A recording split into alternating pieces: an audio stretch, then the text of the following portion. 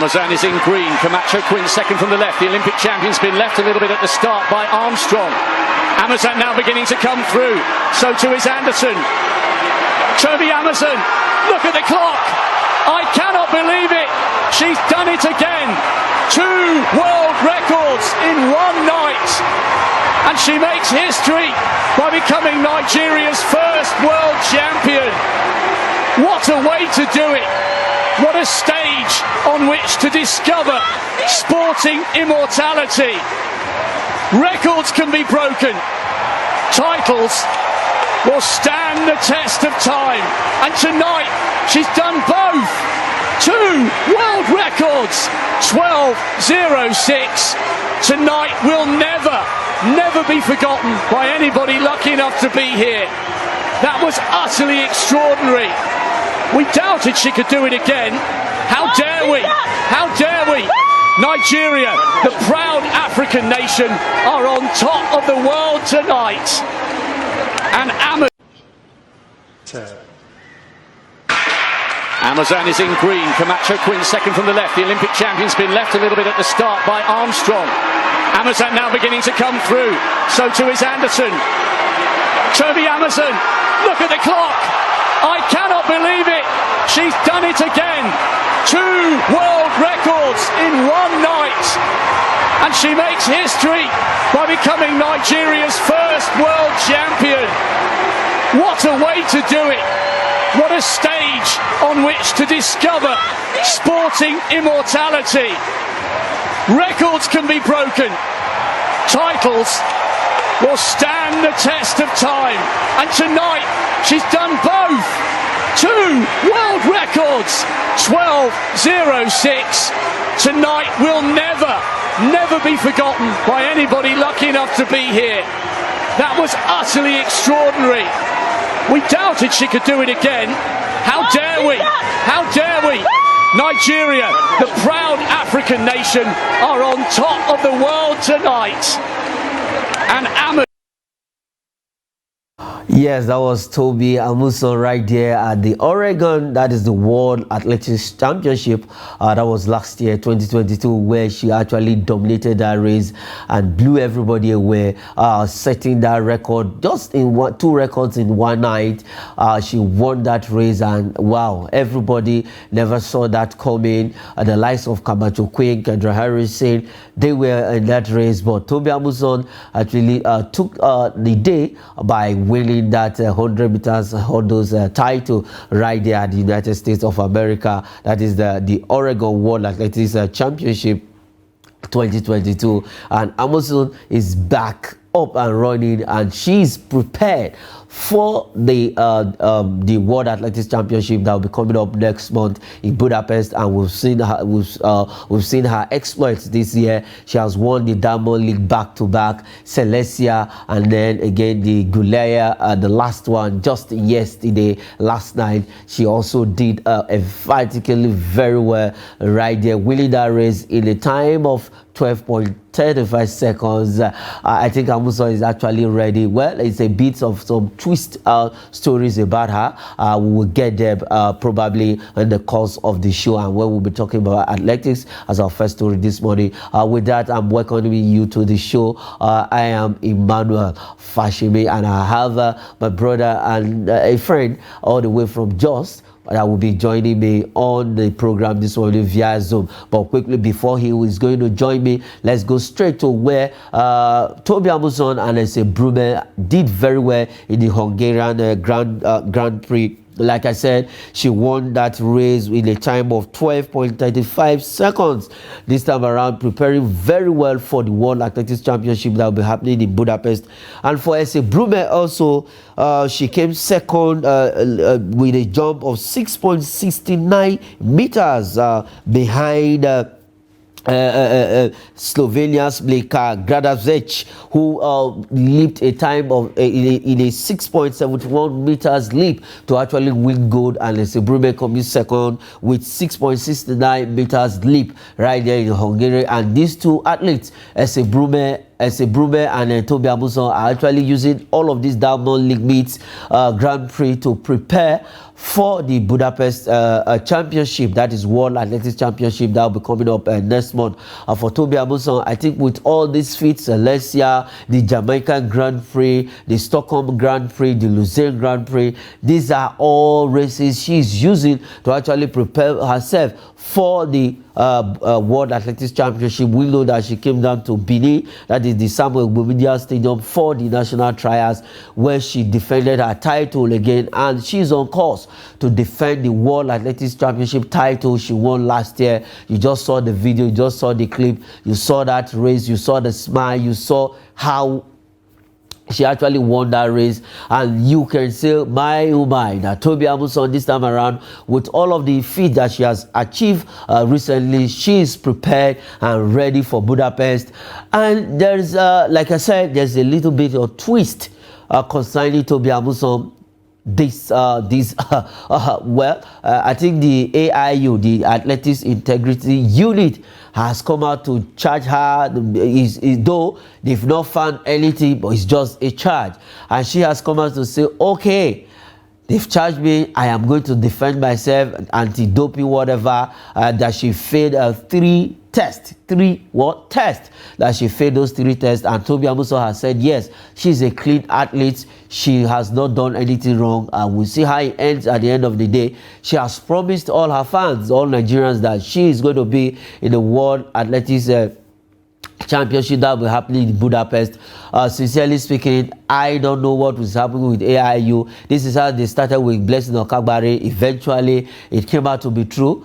Okay, Abba Michael Idoko, all the way from Plateau State, is ready for us this morning. Abba Michael, Toby Amusan, after winning the Hungarian Grand Prix, now a very, let me say, a news that is not just too good for us to hear.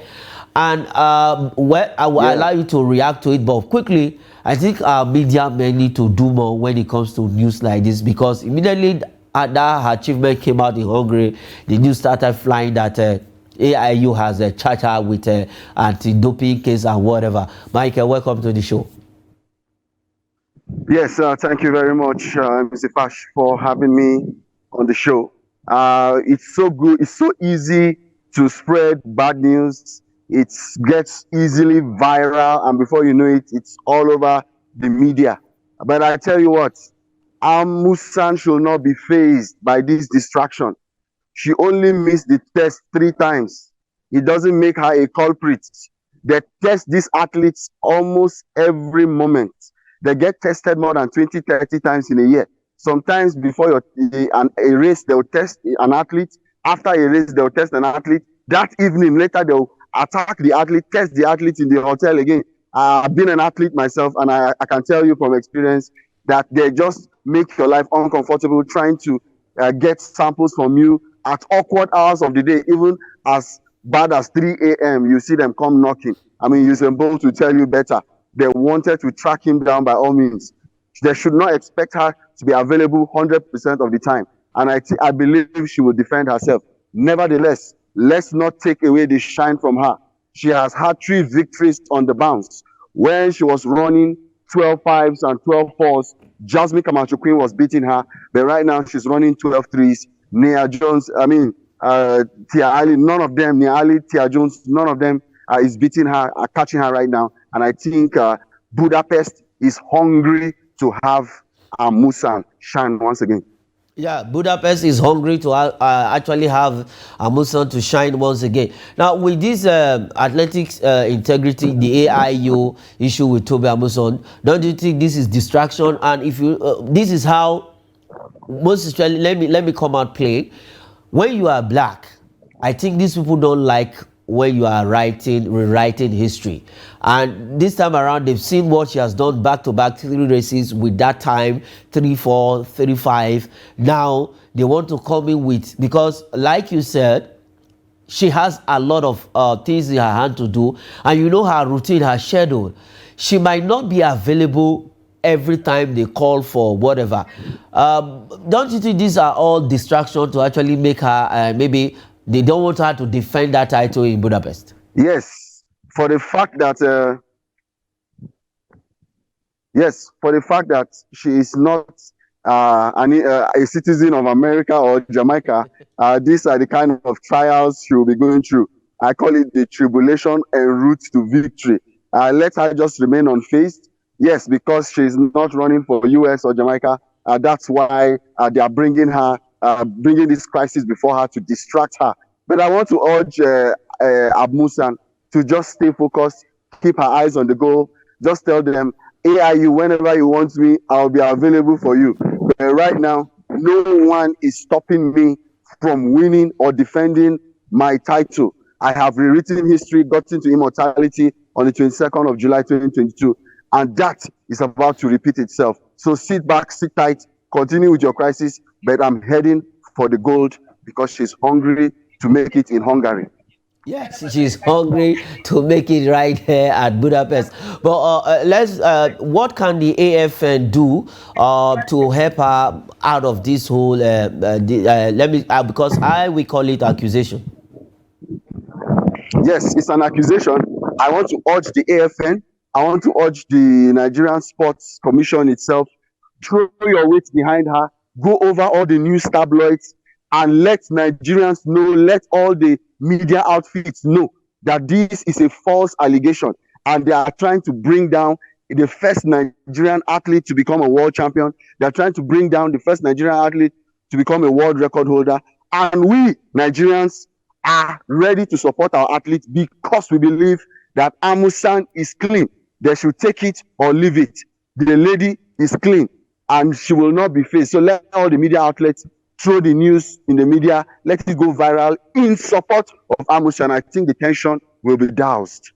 Yes, I think the tension will be doused, and that is what we will be doing from Trust TV. That is 360 Sports on Trust TV, because I personally and every other person in this studio right now believe that Toby Amusan is actually free of this allegation. She has said she's clean, and then the media should respect her privacy. They should not just take this news, because immediately this news popped up, you saw every write-ups about her, most especially on social media. I think that is not good for her psychology right now, because she's actually preparing for Budapest, and these are some of the distractions that will make an athlete to derail. I will urge every media house out there and those persons on social media to just douse the tension. Make sure you say positive things about Toby Amusan, not the accusation that AIU is coming with. Toby Amusan, let me say congratulations to you for your feat in Hungary, and you are hungry for more in Budapest. You are going to defend that title and you win it clean and square.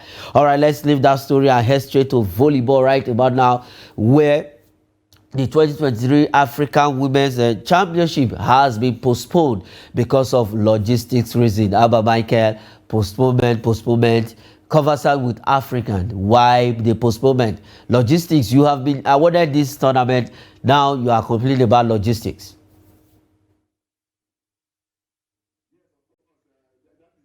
Now it's trending everywhere. Postponement. Yesterday, Victoria were trying to pull out of hosting the next Commonwealth Games. Last week, we saw Indonesia also trying to pull out, or I think the beach games also. And then, of course, now we are seeing Cameroon trying to also postpone. But I think they have a good reason for wanting to just postpone by, I think, maybe 9 days, or should I say a week later. So it's not as if they want to cancel it completely.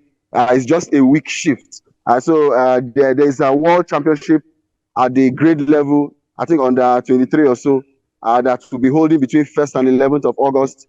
And of course, they will be participating, talking about Cameroon. They wouldn't want to be divided, to be distracted. So they are pleading just for an extension for over a week. And I think it's a legitimate argument.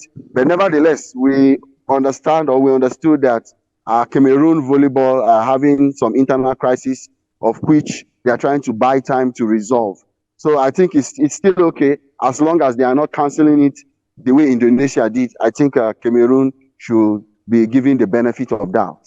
Yeah, Cameroon should be given the benefit of doubt. It's good that they want to put every other logistics in play. They want to have a very good tournament, a good hosting for every other country that will be participating in that tournament. We know that our own darling country, Nigeria, will also be there. So if they have pleaded, then I think the federation should look inward and give them that chance to actually Okay, I'm seeing. put everything in place to have a very good hosting, and for every other country that will be participating in that championship. Good one, though. We will not be like Cameroon, will not be like Indonesia, who actually pull out. They pulled out also because of logistics reasons. They said the government is not supporting them. There's no fund forthcoming for the beach games, and that is why they have pulled out of hosting that event. But Cameroon will not pull out. They just want time so that they can put arrange things properly, and then they can host all the countries that will be coming for that event. Let's leave that story quickly and head straight to England, where Manchester United have actually finally agreed a £47 million for Inter Milan and Cameroon goalkeeper Andre Onana, who will replace the almighty and the experienced David De Gea in Manchester United. Michael. 47 million pounds. I mean, you're looking at a guy who played for Ajax under 10 and went to Inter Milan, became a shining light. He's still needed by Ten Hag. Historically, they've had one or two clashes in the past, but that has to do with the controversial nature of Onana. I mean, we are looking. He's as comfortable as a world-class midfielder with the ball. I mean, he's a goalkeeper that doesn't like to stay within the goalpost. He always wants to explore. He always wants to contribute. He's so passionate to add value to his team beyond the goalkeeping position. Yes, he's replacing De Gea, but we need to know that Onana has extraordinary passing range, uncommon passing frequency, and of course, extraordinary passing accuracy. That's very rare. You don't see it in too many goalkeepers in this current age. He's the true definition of a modern goalkeeper, and I think Ten Hag has made the right decision. But then he has understood his temperament. He just needs to understand how to manage that goalkeeper. Yeah, manage the goalkeeper. You say they worked together in Ajax for 7 good years before he left for Inter Milan. But let's look at it this way: the likes of Schmeichel, David De Gea, a lot of great goalkeepers in Manchester United. Are we going to see Andre Onana putting his name among these great goalkeepers that I just mentioned? Yes, he will. He can, but he has a little bit of controversial character.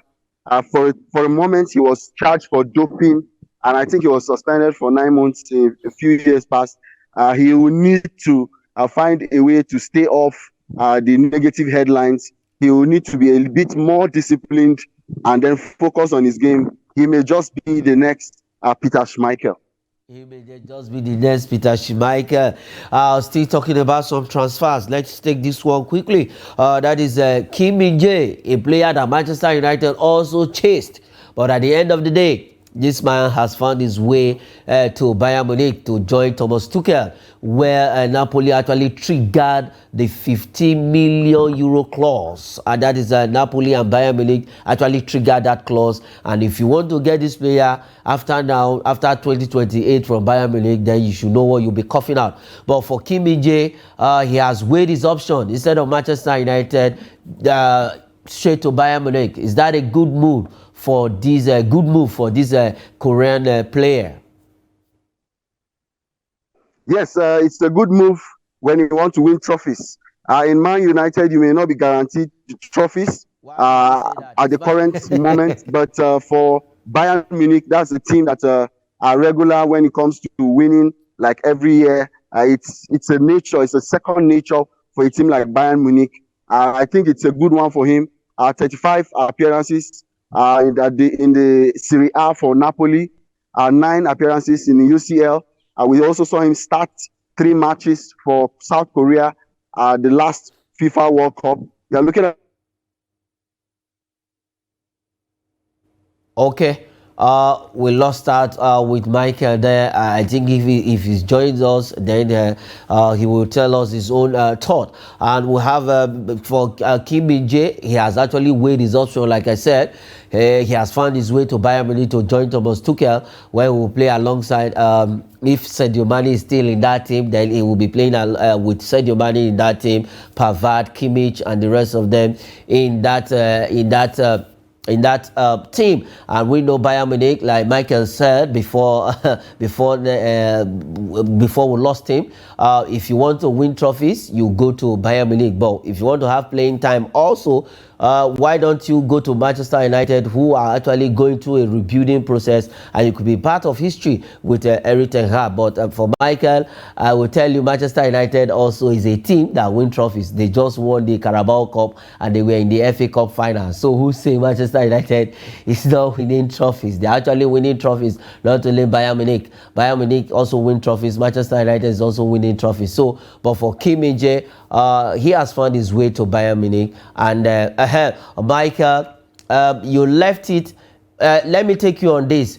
You said if he wants to win trophies, that is why he went to Bayern Munich. What of Manchester United? Is Manchester United not a trophy-winning side? Yes, they are a trophy-winning side, but they are a bit inconsistent.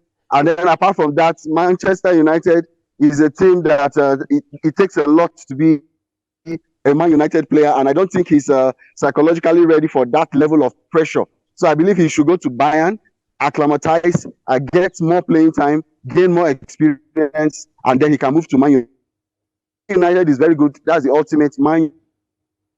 But for now, I think he still has just 1 or 2 steps growing to do, and I think Bayern will be good for him by the time he plays for 2-3 seasons.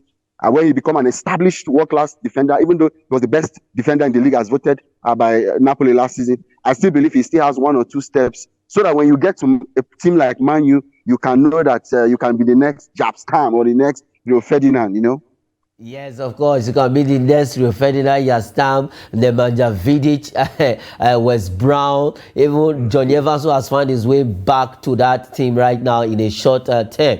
Okay, let's take this last story, and this one concerns Nigeria, and we're going to talk about a result of the National League under 19. That is the under 19 Youth League. We have some result coming in from that section. We have Dolphin Academy 1 and May of Frank FC 3, and then Zion City FC 1 and Prince 7 FC 2. These are some of the results that from the National Youth League under 19 that is ongoing across the 6 geopolitical zones, and we've had these 2 results, and as we speak, some matches are ongoing, and definitely the NLO has put up a very beautiful league. Michael, we have just these 2 results coming in from that section. Like I said, the league is ongoing in the 6 geopolitical zones of Nigeria.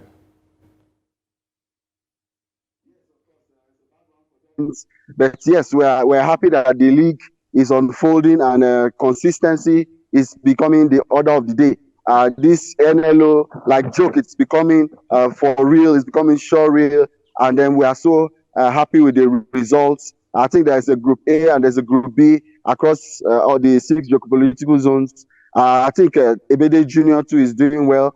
Customs FC, I think they're also doing well, and then Star Builders are also doing well. The NLO is growing. It's of course experiencing the teething problems as usual, but I believe that this league, with time, as the years continue to pass by, it shall become more visible, more established, and of course, attention will be paid there so that players can grow from there to the NNL and of course to the NPL. Yes, players can grow from that place to the NPL, NNL, and maybe outside the country, Premier League, Saudi Arabian League, where the money is coming out from now. Michael, that is it on the show. Thanks for joining me on the show. You're welcome. Any day, right. anytime. I am Emmanuel Fashemi saying thanks for watching.